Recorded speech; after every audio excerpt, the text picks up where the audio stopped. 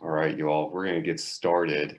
You know, the best state in the Southeast in the USA is the Commonwealth of Kentucky. So it's a privilege to be with you all today. I know some of us have meetings at 3 o'clock for different reasons, so we're just going to jump right on in. We're going to give a flow of how today's going to look. We just want to welcome you to this time, and this is an opportunity for us to share institutional updates, new business from SEAHO, governing council updates, and then we can jump into a closing. So what we're going to do is that we're going to do Colleen from Bellarmine.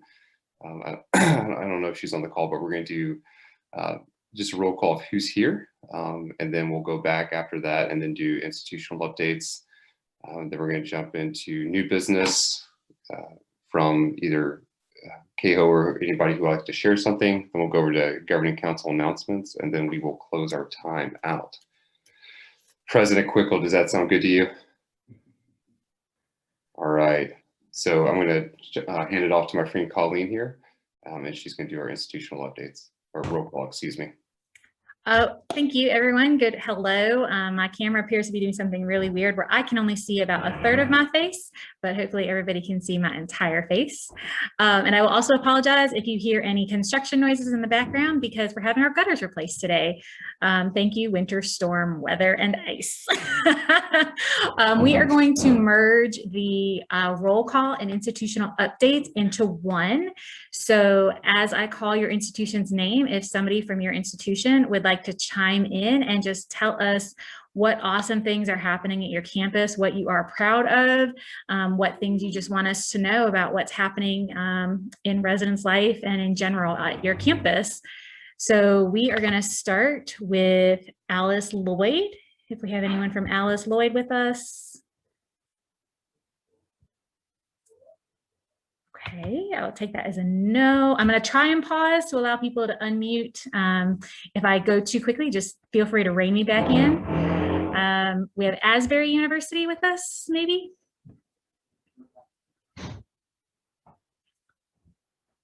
All right, Bellarmine University.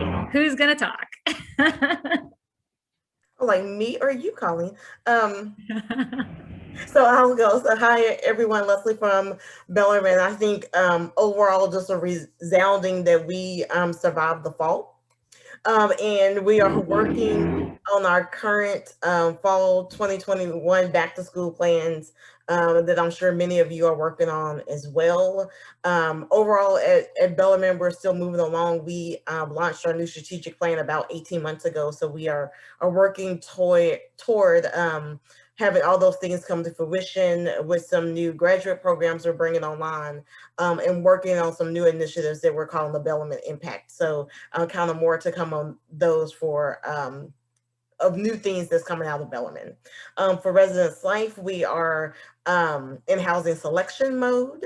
So students are picking their rooms for the fall. We're also working on retention strategies for our current students as we go through that housing selection process as well.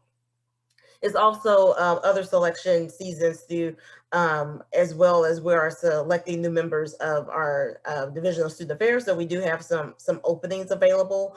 And I'll speak specifically to residence life. We do have a residence life position that's open as well that is posted. So if you have some new professionals looking for some great opportunities, Bellarmine has some great things to offer and we'd love to chat about them more. Thanks. Wonderful. Next up, Berea College.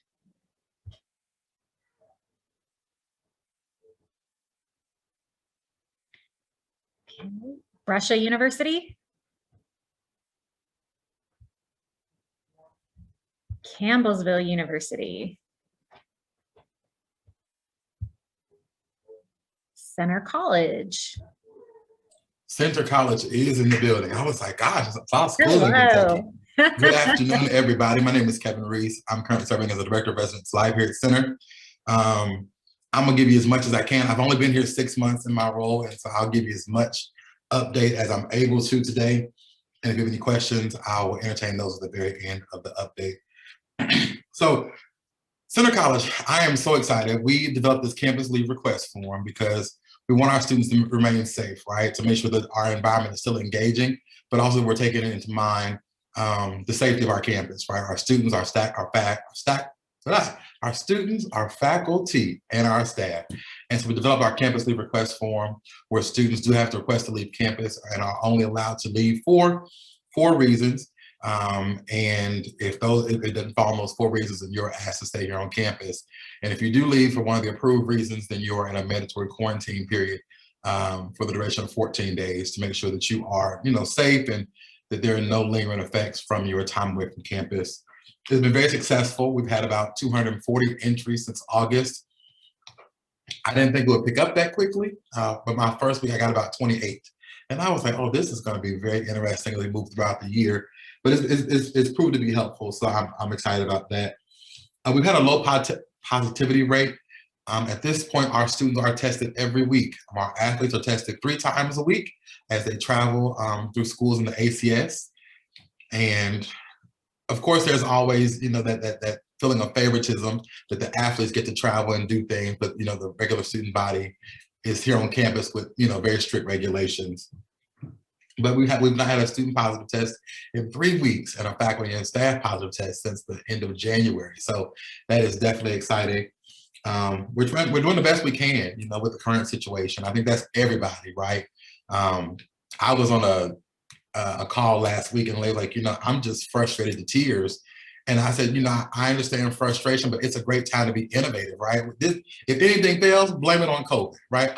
COVID came and didn't work. Yeah, so that's the benefit for me in my role. We're currently moving through our selection process for our RAs and our RDs. I'm not sure about the other schools on the call, but we have our RDs are our 3rd and 4th year students. And so if any of you all have that same makeup at your institution, please reach out to me. I have lots of questions for you if you're able to answer those. We're moving through our selection process. Our housing selection will start at the end of March and move through April as we try and get all of our students in. We're trying to make it interactive. If you have suggestions on what you're doing to make your selection interesting, please also reach out to me. My colleague Ann Young is the Director of Housing here at Center College, and she's been here. She just celebrated her 40th year, right? And so she's doing some really good things and trying to make sure that it's innovative. Come on in, Ann's right here. Trying to make sure that our process is innovative and that students feel like they have some ownership in the process of housing selection. And since the last update, I'm sure we have selected a new president, Dr. Milson Moreland, and we are working on our strategic plan until 2025. And myself and Ann are sitting on the residential experience and living portion of the strategic plan, making sure that students feel not only engaged, but it's also an equitable experience for everyone on campus. So they can say, when I left Center, I felt like I was a part of the center of that universe, right? And so making sure that students feel, I'm paying this money, making sure that we are, that you feel like you're a part of this institution, right? I don't want anybody to come here and say, when I left Center, I didn't feel like I was a part of the family, the center of attention. That's what we want you to be, right? When you're here at Center College. So Dr. Moreland's working through. I'm excited. 6 months yesterday, just working through COVID. It has, when they say hit the ground running, that is literal. I hit the ground on the 24th of August, and I've been running ever since to keep up. Working on some new things. We're making some changes in some of our housing locations. Some upgrades, trying to make sure that we're competing with our sister institutions, which is sometimes difficult for smaller institutions, but we're working through that. I'm glad to see each and every one of you all today. I hope that you are treating yourself well. You're taking time for self-care. I don't care if it's taking a walk, making some Kool-Aid, whatever you're doing. Take time for yourself because this will burn you out, and you all are too valuable to be burned out. Okay, I'm gonna turn it over to Ann if she has any updates, and that's mine. Thank you so much. Oh gosh, I'm sorry, I wasn't expecting. Let's see. We did last summer. We were able to do one major renovation in residence hall.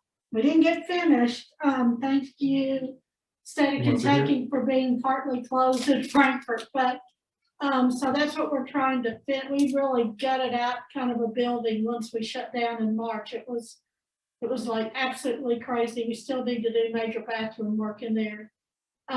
But we couldn't get the permits in time to to do that and then be back open. So that was our one big, huge renovation type thing. So that was at least exciting that we got there. And, you know, we've had really a pretty big chunk of our students are back. So I haven't figured the percentage, but probably about 90. So anyway, that's good. We're kind of going full speed ahead right now. And almost 2 weeks with everybody negative. So if we make it today, tomorrow.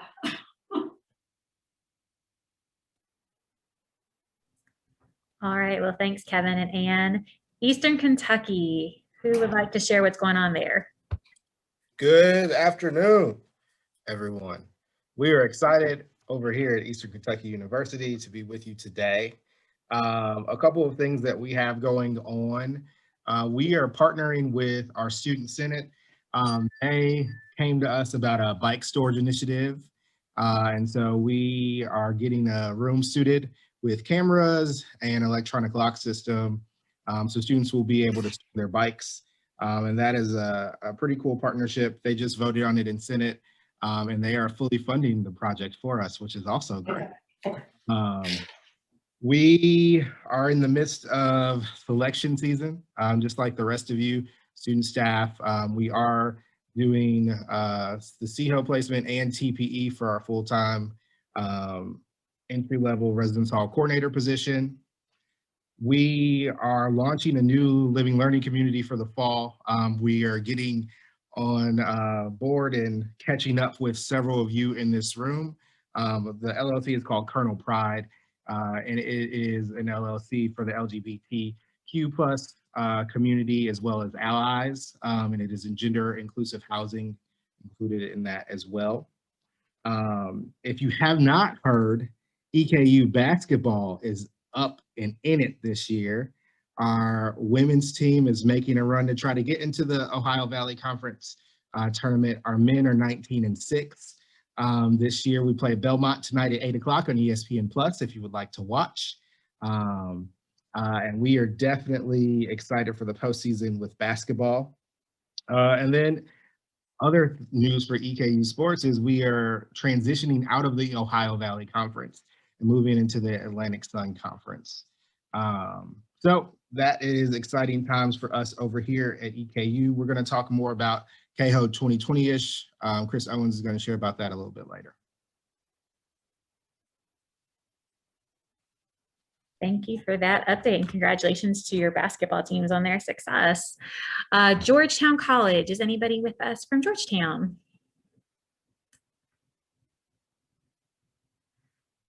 Kentucky Christian University, Kentucky State University, Kentucky Wesleyan College,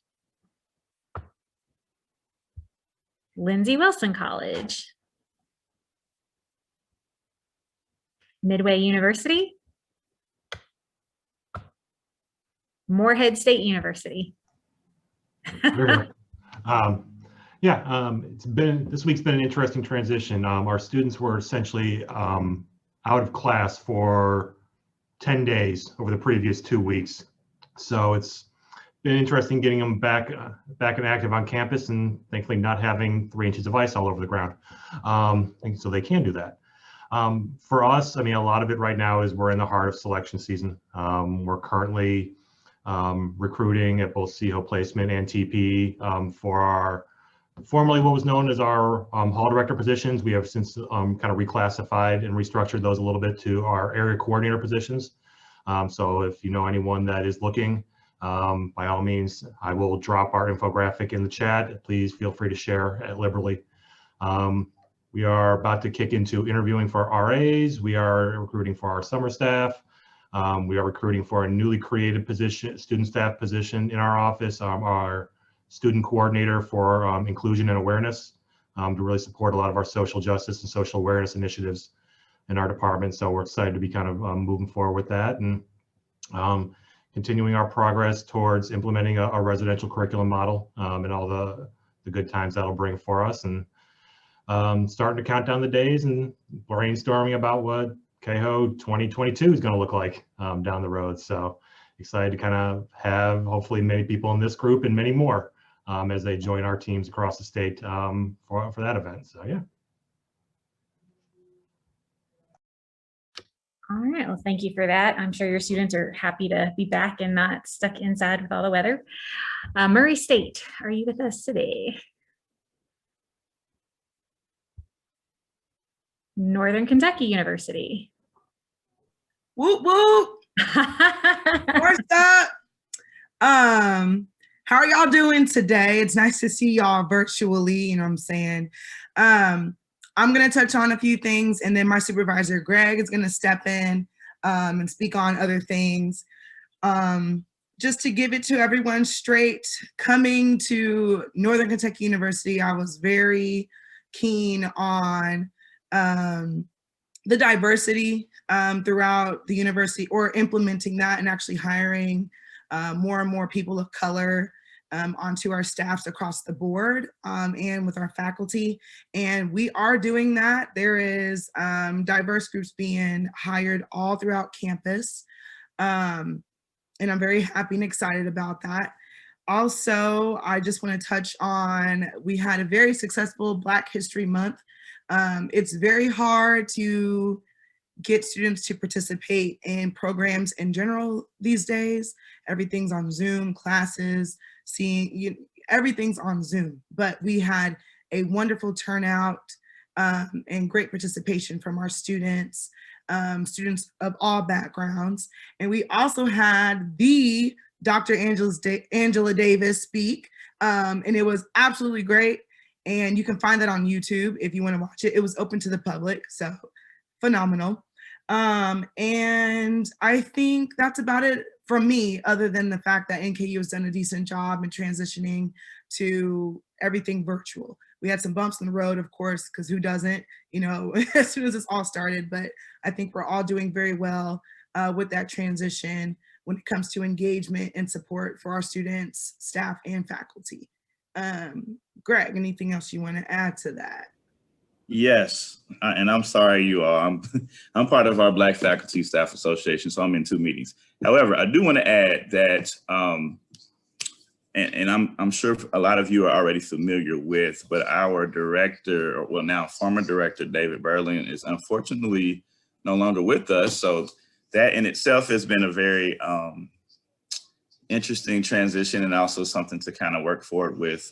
The other piece is we have one of our residence hall directors leaving us, and her last day is March 5th. So we will have a quick search for that replacement, but we will also be opening up for about 5 or 6 GA positions. So if you know of any students looking to have any experience within our field, most definitely let them know. That information will be forthcoming. And just with everything else, I think we've been doing pretty well with trying to, like everyone else, maintain. Been enjoying having colleagues from other institutions within Kentucky to come present to our RAs, as well as having the opportunity to do the same. So for example, Kevin Reese done some work with Center College, never done that before, and vice versa. So we're just kind of trying to find innovative ways to continuing engaging our students, and also making sure they know that they still have a place, even though things look a little different. So that's what's happening with us for now. Thank you. Wonderful. Thank you for sharing all that success that you're having there, and good luck in those moments of transition for sure. Let's see, Spalding University, you are next. Hey, you all. With everything going on in our context this past 11 months, we were at 58% occupancy. And I think right now we're just, we've said as a team, we're going to adjust our expectations, but not adjust our standards. So I think still, one of our 2 guiding principles is high standards. And I think that I'm really proud of the Res Life team for making sure we produce quality work in everything we do. We've had to push back our strategic plan. It's funny, we finished it January 2020 at a retreat in downtown Louisville. And for those familiar with Strengths Quest or Strengths Finder, 34 out of 34 is adaptability for me. So I have my first gray hairs from this past year.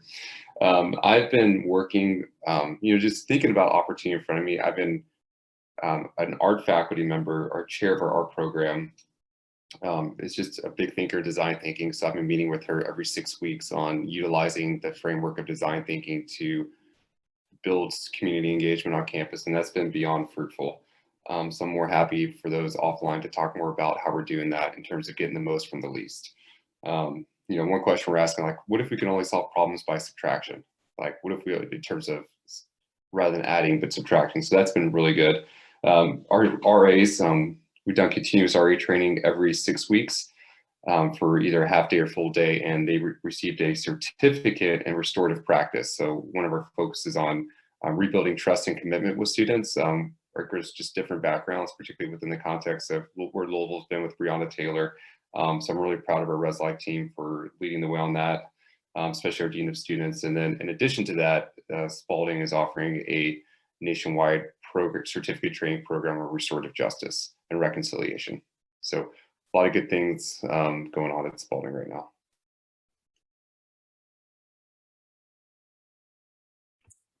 All right. Well, thank you for sharing that. That restorative practice, restorative justice, we might talk later. So Sullivan University, do we have anyone from Sullivan? Hi. Yes, I'm here. Great. I'm Lauren Kelly, and I'm the Senior Director at Sullivan. And so last year at SEAHO, you know, we started to talk about COVID a little bit, but it just was like, oh, it's not going to affect us that bad. But something that I wrote down during the keynote last year was, he said, I am overextended yet committed. And I have wrote that down, put it on a Post-it note, and I have looked at that every single day throughout this pandemic. I am overextended, but I'm committed, I'm passionate. And so that's what's been getting me through that quote. So I know that we all probably feel that way, and a little chaotic and all of those feels. However, we've been busy just like everyone else. I feel like, you know, what you all are saying are in my notes. We've been working on the curricular approach. We actually just launched it.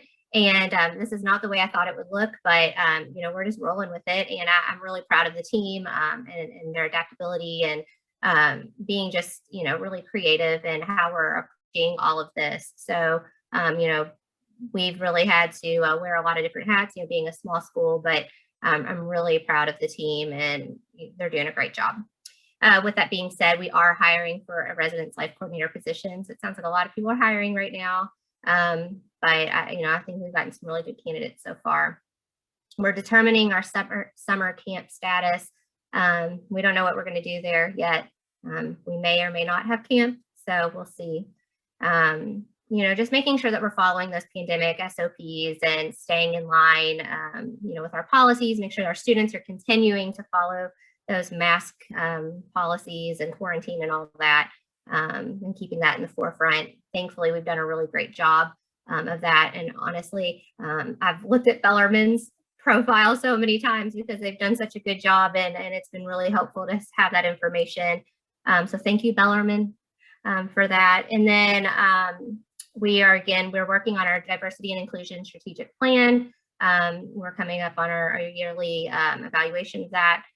So, you know, trying to stay in line with that. And then overall, we're just surviving and thriving, just like everyone else. That's about it. Well, thank you for that update. Yeah, surviving and thriving feel like very interesting concepts these days, right? Yes. All right. Do we have anyone from Thomas More with us today? Transylvania University. Union College. University of the Cumberlands. University of Kentucky. Who's going to go?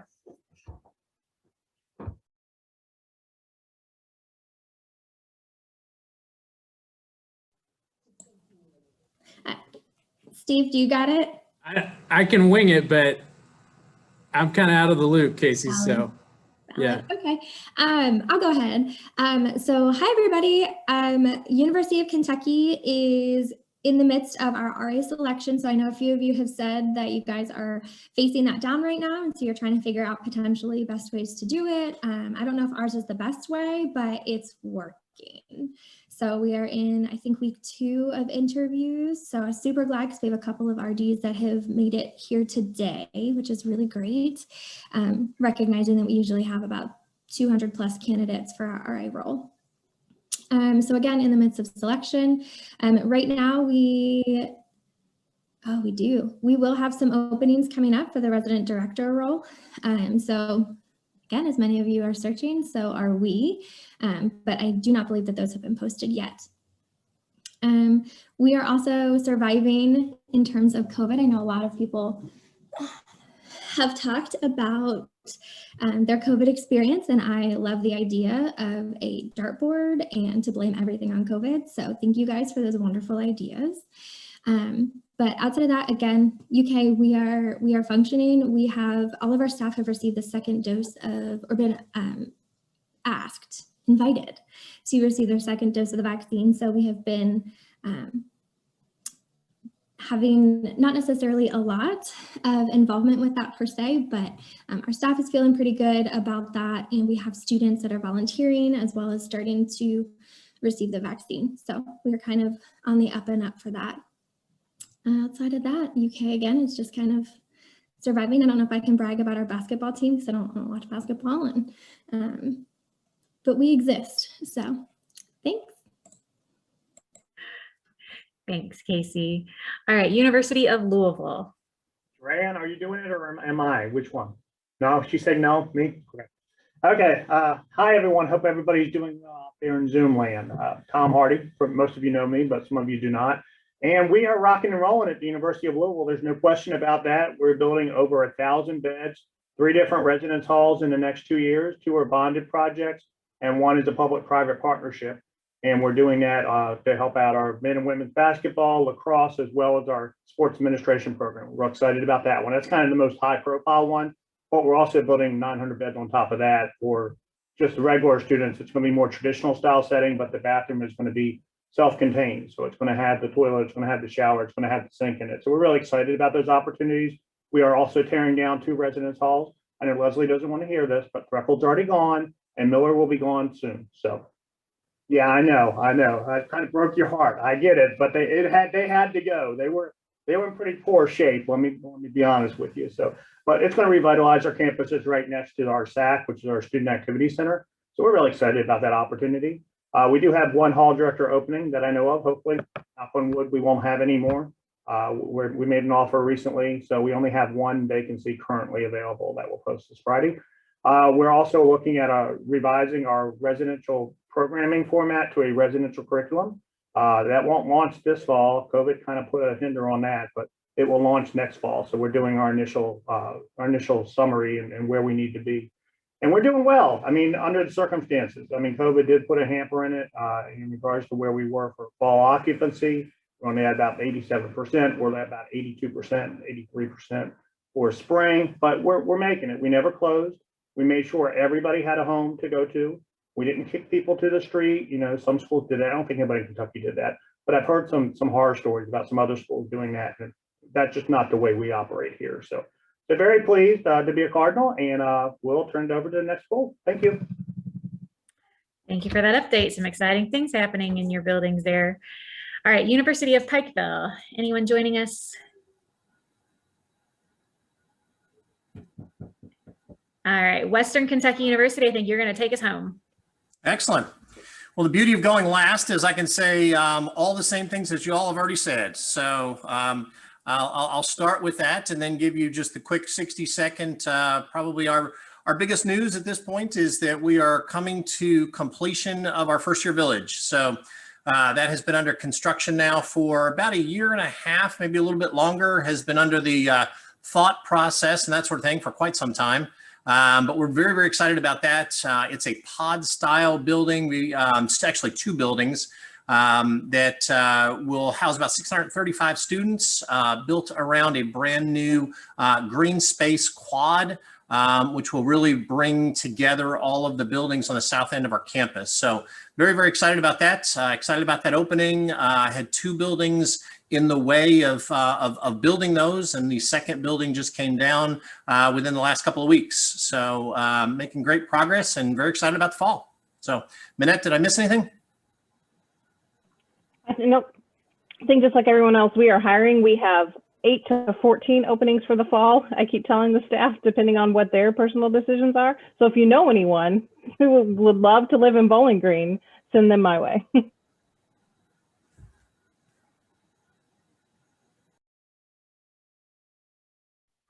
Okay, well, thank you for all those updates. Did I miss any school? I think I got everybody, but if I missed you, please call me to the carpet now so we can hear from you. Going in 3, 2, 1. All right, that's everybody. I'm going to turn it on over.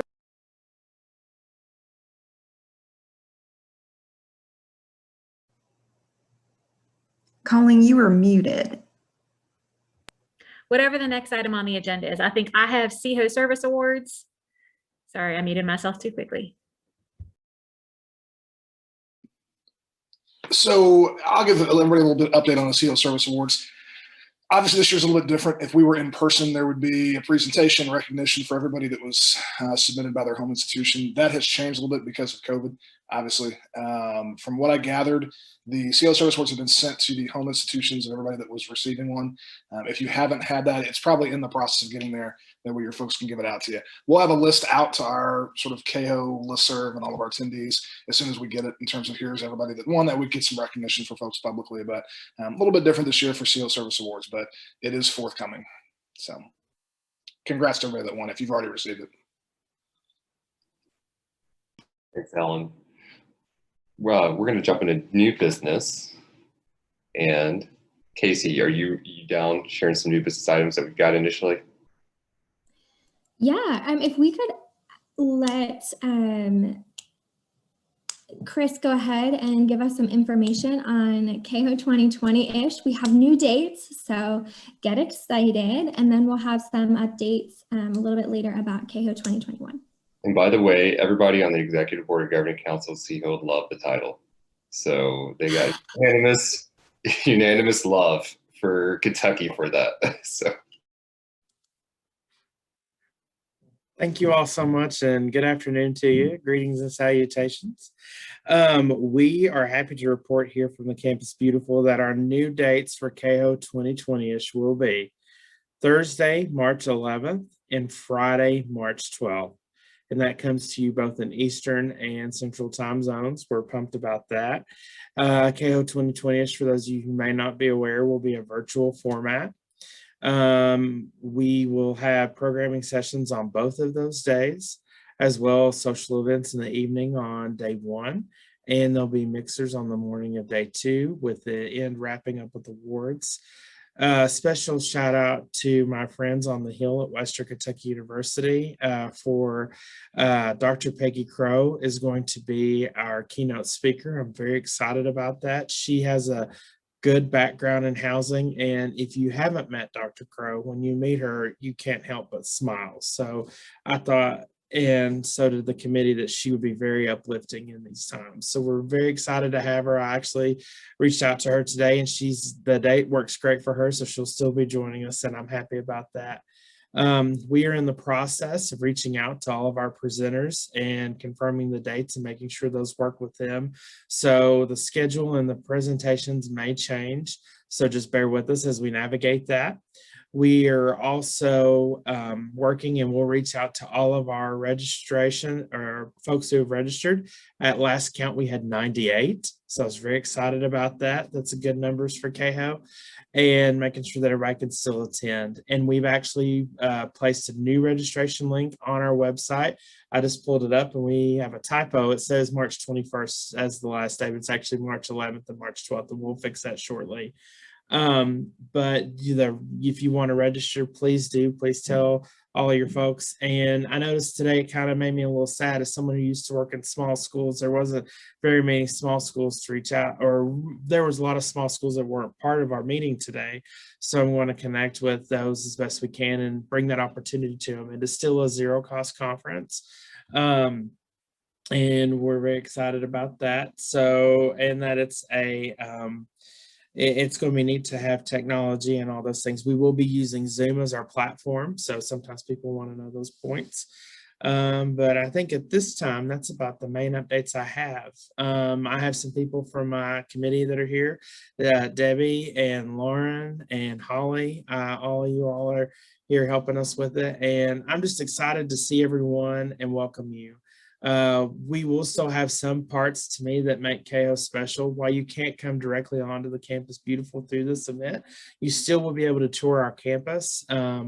We've put together a nice method to do that, as well as you'll learn information about Richmond and all that it has to offer, because I still think that's part of coming to these events. But I, as our Director of Residence Life says in meetings, I'll yield. And if you have any questions that you wish for me to answer, I'm happy to do so.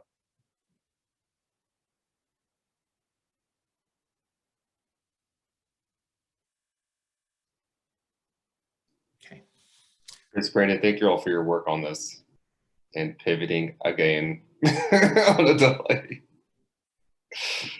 It's a good character builder, and we will put the dates as well as the website link in the chat for you all to enjoy. So thank you, and it's good to see everybody.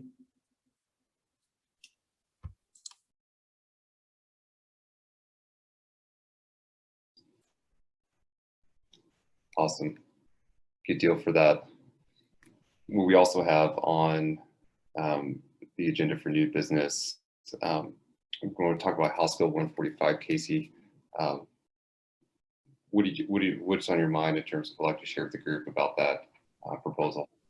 So I'm going to be turning that over to Alan, and he's going to give a little bit of what the plan is for us having this conversation, to give a little bit of the purpose for us bringing this up, and then he will introduce some of our friends to give us a little bit of information. So I will go ahead and let Alan take that away.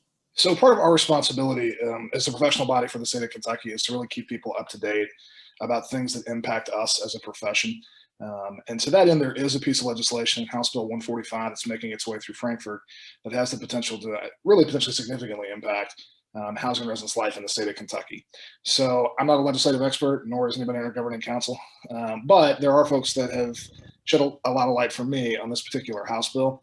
So we wanted to invite Dr. Mike Reagle from Western and Dr. Tom Hardy from Louisville to speak a little bit about their perspective on the bill, sort of what it means. We'll have some time at the end for folks to ask questions if they have any sort of general stuff, and also maybe some next steps after that brief overview from both our council and what's also happening in some other bodies throughout the state. So with that, I will yield it over to Drs. Reagle and Hardy.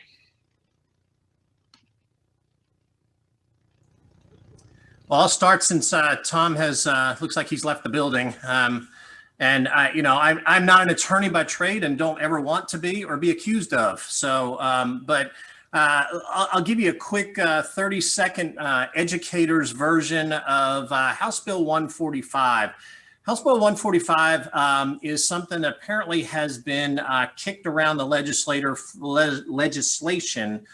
for a number of years now. It is a bill that really creates a very legalistic process out of our conduct process. So basically what it does is allows attorneys into every one of our, processes. It requires very legalistic procedures. So for example, one of the things in there is that that a student must have a minimum of, I'll just read from it, 7 business days prior to any disciplinary hearing.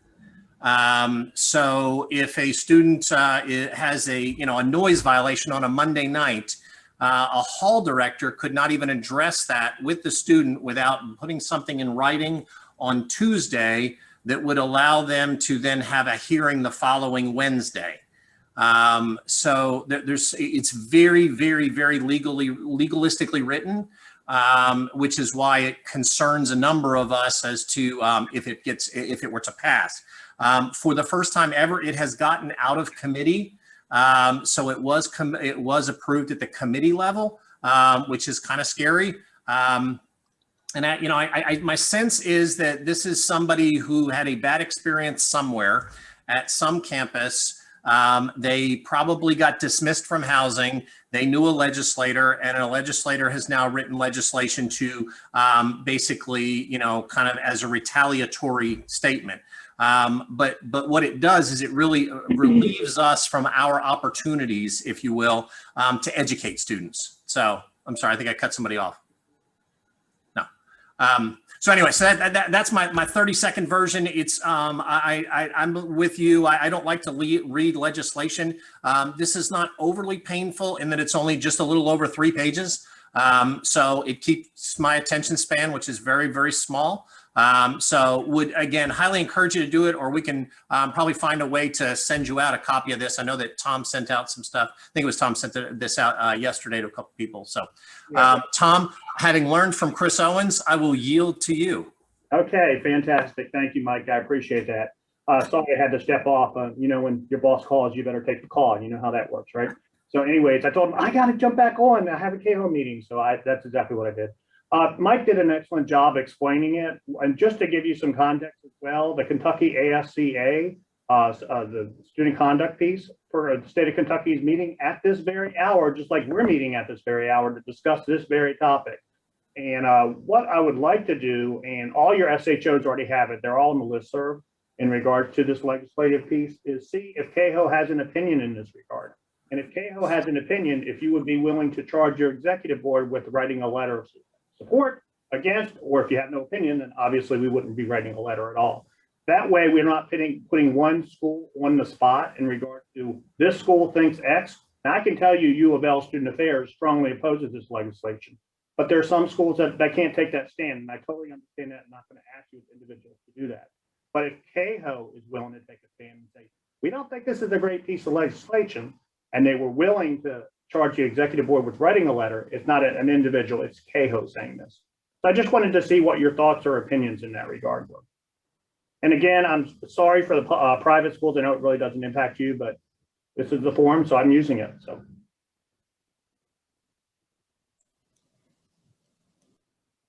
Thoughts, comments? Am I totally off base? People love this legislation? I don't know. I think part of what our governing council had talked about, is so folks know, is we want to kind of take a read of the room in terms of, and we're not asking now in terms of for people to be like, yes, write something up, because I know we've had approximately 48 seconds to deal with this. I think from a governing council standpoint, what we would like to do, and I don't want to speak for anybody else on GC, but I would ask that everybody kind of take a gander at the legislation. We'll send it out to our KHO listserv. That way you have it and you can see it. And then from there, if you have strong feelings one way or the other, respond back to whoever's going to send that out, either Casey, myself, another member of the governing council. If we don't hear any significant feedback from folks, I would imagine we'll pull our governing council together and figure out sort of where we shake out in it. But we really want to hear your guys' perspective. Really and truthfully, as a lot of us have said time and time again, governing council's part of our job is to advocate for everybody's needs throughout the state. And from our standpoint, we want to make sure we accurately encapsulate that, regardless of how I may view it as a CHO or how somebody else views it across the state. And many folks probably won't have an opinion because it really won't impact them. But if that's the case, we want to know that also. That way we can kind of get a temperature read. So general thoughts for us is we would give it out to you guys this afternoon, tomorrow, give a couple of days for feedback, and then we'll probably reconvene with some folks that have had vocal opinions on this to figure out where we kind of shake out on it, if that works for everybody. But if other folks have different suggestions or ideas, we are certainly open to them. Solution, Alan. Thank you very much. You said it so much eloquently, more eloquently than I could. So thank you. So just to recap, I don't know. I'm handling emails and listening in at the same time, but so basically, I guess, Mike, what is it again? Hall directors are the legislators to go against hall directors being able to address noise complaint? No, I was just trying to give an example. So scratch my example, because I don't want that to be, kind of what's in the legislation. Basically, what the legislation does is it makes the conduct process very legalistic. So with any conduct issue that is written up, it would go through a very regimented legalistic process. So an incident occurs, then the student must be formally charged with that. And some of the things that are in there is that they have 7 days prior to the disciplinary meeting. So even on the smallest charge up through the largest charge, which may be suspension from housing or something like that, you have to wait 7 days through that. There's a lot of other things that are in there, including allowing attorneys to be in there. One of the things that this would do is if you had a student that, again, this is another example. If you had a student who was written up for alcohol, and you would have to wait a week to be able to have a hearing. If you as the hall director did any sort of investigation on this, you couldn't do the disciplinary meeting because the person who does the investigation can't hold the meeting according to this legislation. So it would have to be kicked to somebody else. At that point, that person would then have the conduct meeting with the student. If the student chose to bring in a lawyer, they could bring in the lawyer, and the lawyer would have the opportunity to cross-reference and cross-examine the RA who wrote the report. So now we've got a 19-year-old RA who simply wrote a report because somebody was walking down the hall with a Budweiser can in their hand, is now going toe-to-toe with an attorney about this whole situation. So it's just, again, it turns our educational conduct process, which we would, again, all say we want it to be educational. We want students to learn. It's not about punitive, all those kinds of things. It absolutely turns it into a court of law, basically, at least in the way that it's handled. So that's too much. So you got my opinion. That's way too much. That don't make any sense. And we know. So just as a question, are we giving our opinions in terms of if we're in support of this, or are we kind of, is that just the general gist? Because we've been talking about this for a second. I'm just trying to make sure I'm understanding. Like, I think in general, our governing council is hoping that people will read the bill as we send it out. That way they're familiar with it. And then from their perspective, either pros or cons, I'm sure there's going to be some people that say, this is a great idea, due process is a great thing. There's other people that may say, I've been in kind of institutions where attorneys could be there, but they were like a ficus tree in the corner that couldn't speak or anything like that. So we just want everybody's perspective on it, maybe how it would impact you, or if you feel strongly one way or the other about it. We'll probably call all those together and then report back out to the membership, sort of what we're seeing in terms of trends and commentary and that kind of thing, if that works for folks. Because obviously every campus already has a due process in place for their conduct process, both your conduct process within housing and then your conduct process within the university. You've already got due process built into it. I absolutely 100% guarantee it for every single person on the screen. What this does is it takes due process to like the nth level.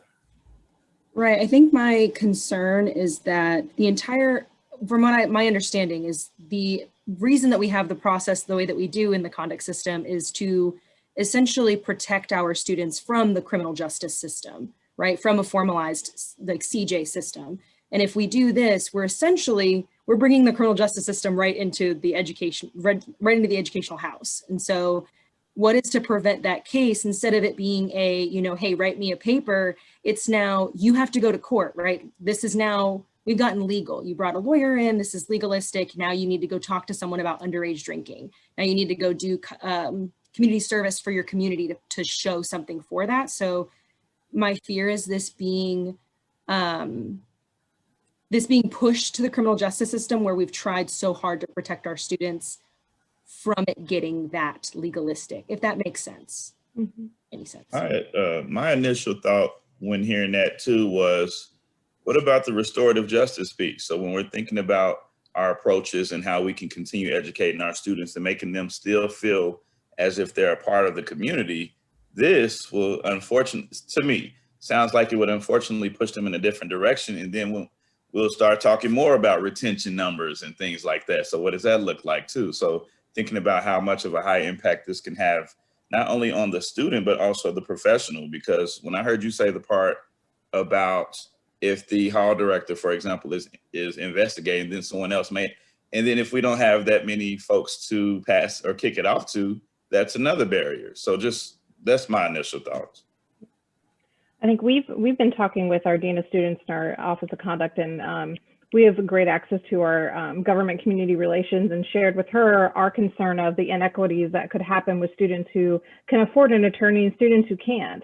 And what does that create within the process for our students who don't have the opportunity to have representation or can afford representation like other students can. And so we've sort of brought up that as, you know, one of our main concerns as well. I would say at that point, then you're probably going to need to find public defenders that only do education. Like it's just, sorry, I have a lot of, my background's in criminal justice. I have a lot of opinions, but I agree with Greg. Thank goodness for names on Zoom screens. Hello, friends. I agree that, you know, the big reason that we do things this way is because we do have a restorative lens, and the criminal justice system just isn't there. And so I worry that our retention numbers are going to lower, not only because of COVID, but they're going to lower because of that. Because why would they live on campus just for them to get the same process that they could get, or not even risk, if they lived off campus? You know, if someone, you know, hears me drinking and I'm off campus or whatnot, there's no RA to stop me. There's no meeting that's going to be had. So why would I risk it living on campus if that? Yeah, but to clarify, basically this is inviting the criminal justice. It's really not even the criminal justice system. It's just attorneys into our process. So it wouldn't be kicking our stuff to the courts kind of thing. It just would mean that anybody who wanted to hire a lawyer to, you know, get them out of whatever violation it was or that sort of thing could do so.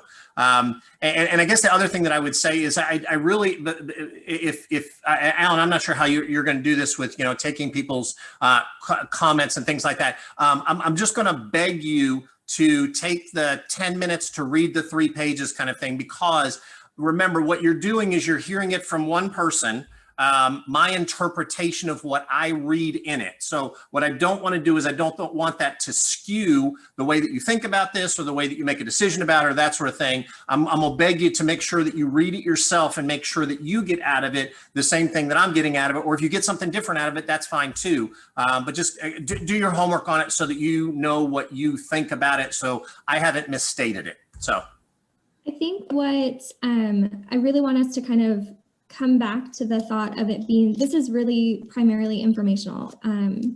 Mike said it perfectly, that we really want you guys to take a second, a couple minutes. It took me a few minutes last night to read the bill and really read it and understand it, because there are some legal jargons in there that you're like, wait a second, and really think about the impact that it has on your campus, because it's not just bringing attorneys in. We have to provide the entire file prior to 3 days prior to a student being in a disciplinary meeting.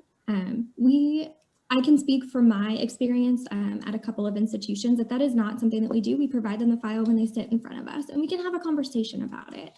And that's not really what this bill is going to allow us to do any longer. And many of you are in the situation that you're within a facility, and so you hear all the conduct from your facility because you have a relationship with those students. Your discussions can be significantly more impactful and caring, but this removes it. So the investigation, if you as a resident director within your facility conduct that investigation, you cannot hear the case. So somebody who doesn't know your student is trying to provide that care, but there isn't even a baseline relationship with that person. And we all know trust needs to be built, and it takes time. And that's something that this bill will challenge us to look at a little differently, and will challenge us to do in general within our conduct system. And so I think that bringing it back, and we're going to send the bill out, as well as really it's going to be general. It's going to be you support it or you oppose it.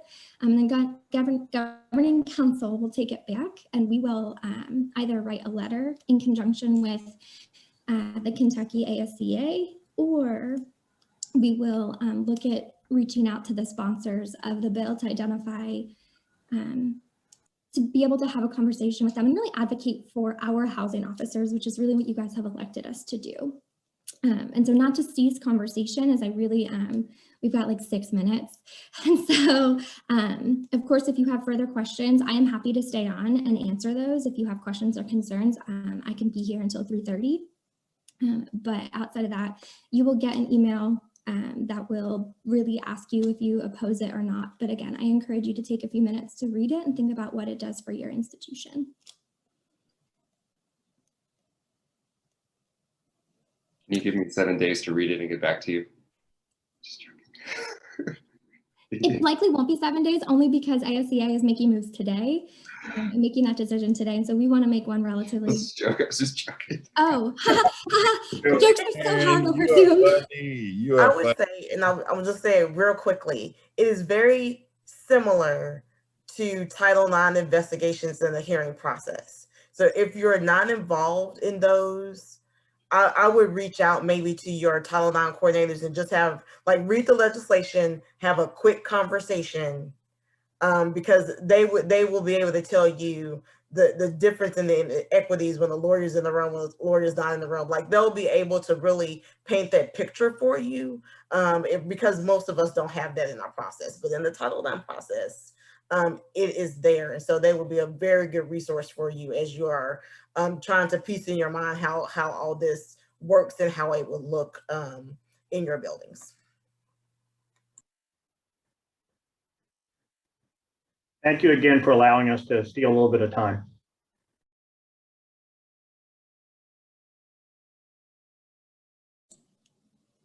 All right, with 4 minutes left, Casey, I'll let you triage or we prioritize should be discussed left with our time remaining. Yeah, so there isn't a ton of things that we need to discuss. Again, I haven't met everybody. My apologies. I'm Casey Quickle. I'm the president here at SEAHO, your governing council. I've seen many of you, but I realized I didn't actually introduce myself when I first started speaking. So thank you. But when it comes to SEAHO annual conference is one, the Governing Council would like to extend our continued thanks and continue to say how amazing EKU has done. We have pivoted like 15 times and it has been wonderful. You guys have just been really, as I think Kelly was the one that came up with the word committed to ensuring that we get the education that we really, and the community that we desire within our housing professionals in Kentucky. So again, thank you. So SEAHO 2021 is coming up in this fall. And so I just want to let everybody know that that will be hosted by your governing council. We recognize everybody is stretched thin right now, and that may not be something that every single, that any campus can take on. So your governing council has made the decision that that is something that we will be taking. It will be virtual.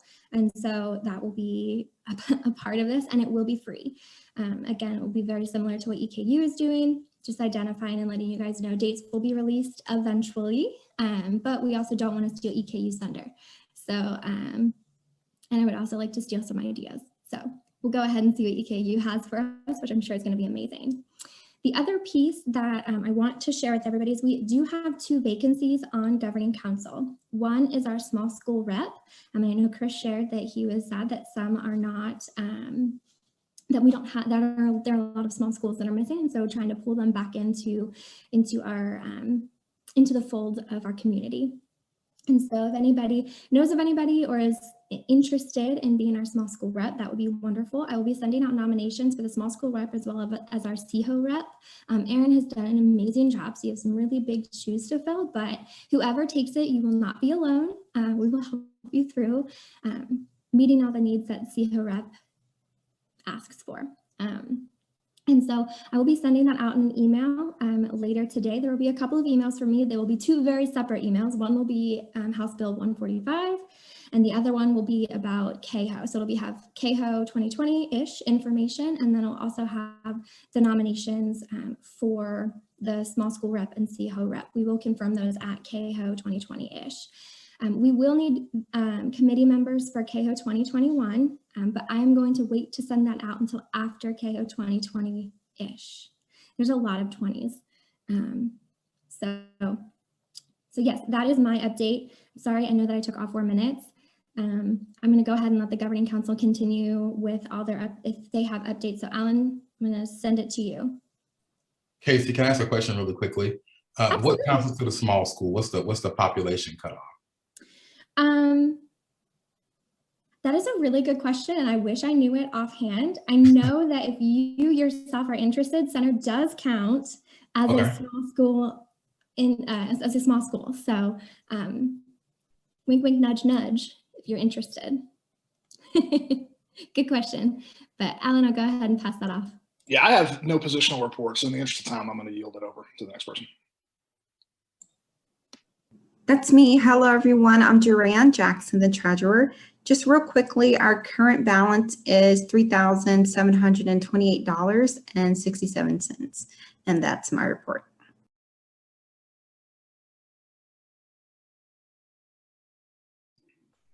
The only thing I will add as secretary, please make sure that you check out the website. They've done some great developments on that, both before I took this position, and then I've also tried to continue that.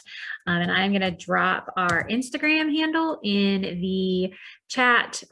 We are trying to start posting more things there, or if you have ideas of things you would like to see there or want to highlight what your school is doing in a broader capacity, let me know. We'll talk. Our colonel has left the building, so, and our small school rep doesn't exist at the moment. So Kenzie, are you, I know I saw you before. Hey. There you are. I knew I saw you. Hey everybody, I don't really have an update, just if you all have like graduate students that are interested in connecting and getting more involved in SEAHO, I will, thanks Amira, I will drop my email in the chat if you want to reach out to me and we can get in contact about grad students. Thank you.